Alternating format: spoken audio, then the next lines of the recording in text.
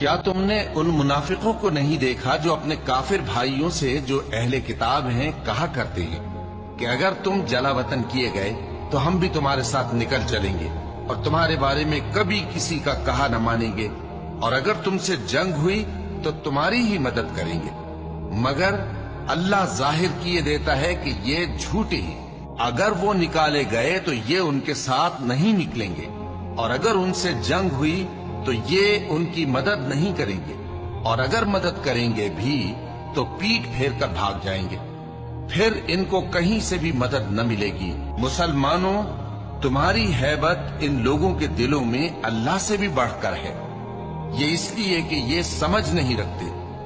یہ سب جمع ہو کر بھی تم سے نہیں لڑ سکیں گے، مگر بستیوں کے قلعوں میں پناہ لے کر یا دیواروں کی اوٹ سے۔